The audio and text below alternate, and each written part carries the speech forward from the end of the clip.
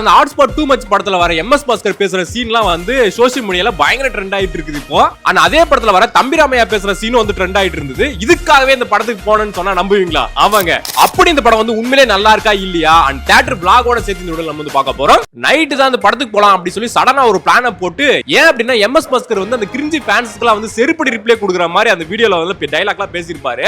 அதை பார்த்த உடனே போலாம் அப்படின்ற மாதிரி பிளான போட்டு நைட்டு தான் வந்து தோணுச்சுன்றனால அப்படி நைட் பைக் எடுத்துட்டு அப்படின்னு கிளம்பிட்டாங்க.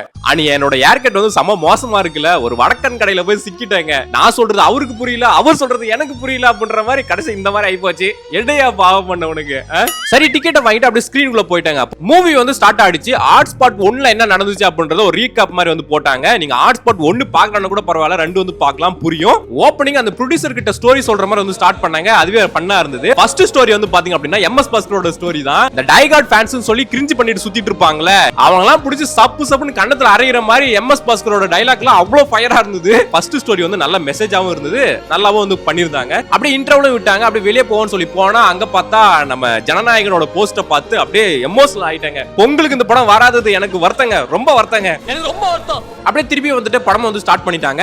இப்போ செகண்ட் ஸ்டோரி வந்து தம்பிராமையா ஸ்டோரி வந்துச்சு. இந்த ஃபேக் ஃபெமினிஸ்ட் எல்லாம் சுத்திட்டு இருப்பாங்களே, அவங்கள பிடிச்சி அடிக்கிற மாதிரி வந்து ஒரு நல்ல மெசேஜோட இந்த செகண்ட் ஸ்டோரி வந்து எடுத்திருந்தாங்க. உண்மையாவே சூப்பரா இருந்தது. அந்த தம்பிராமையா பேசுற டைலாக் எல்லாம் வந்து தரமா எழுதிருந்தாங்க.